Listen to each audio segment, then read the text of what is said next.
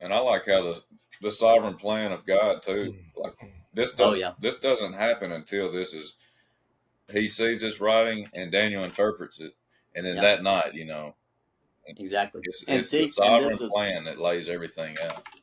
this is Daniel 2 being revealed, right? It went from Babylon, now it went to the Medes and Persians, just like the Nebuchadnezzar's dream. Yeah, you muted Seth. The judgment was immediate and swift that happened. There was no, years down the road, like what he depicted and what he translated and what he, delivered.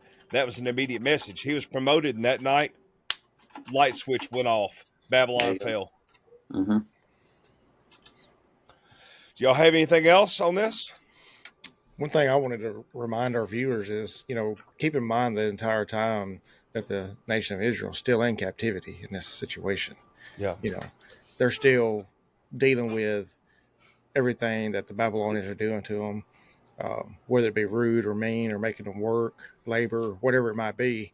They're still doing all this, and God's not done with that plan either. It's almost like he's got two perfect plans in motion, right? Yeah. He's dealing with Babylon, which if you read through the Bible, it seems to be the enemy state. And then he's also teaching the Israelites a lesson through this in the 70-year span, right? So, because if I remember the original prophecy was it was 70 years they would be in captivity. That's correct. Keep that in mind as we keep moving through this chapter in this study. It's crazy. This is just a little fun fact. When you said that, this came to my mind. You said he had two perfect plans coming together at once, right? Well, there's 8.14 billion people on the earth right now. And so he's got 8.14 billion plans going together right now. You know what I mean? Yeah. Mm-hmm. It's good stuff.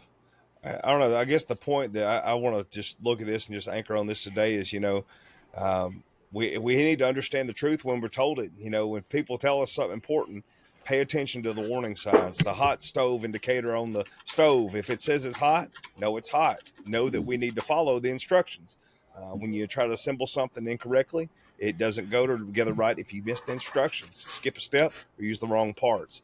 And here we see what happens when you disrespect God and his ordinances and the things that he has in play. God is to be respected above all. Go ahead. Here's the flip side of what you're saying too, because I 100% agree with you. But also, don't be afraid to let God use you and disciple people, or be the one that might interpret or show them something. Step out of your comfort zone. We talked about that at church this morning. Don't be afraid to step out and be that one. If you're being called, when you're being called to do something. Mm-hmm. That's right.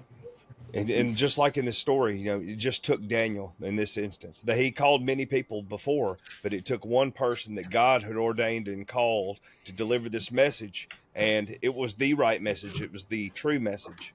So, a good point, Godwin. I appreciate you bringing that one in. Also, don't forget that it's God who holds the power over the kingdoms in this story as well. That's right. He can raise them up. He can make them fall. And he does the same with people too in the current day, right? Yep. How many pastors have been raised up, fall in their sins, and God removes them from power, right? Yeah. From to where they had an authority to teach people and to correct people, to where they now don't have anything. We hear about it all the time. Yeah. Mm-hmm. And I had one. Not just. Go ahead, Terry.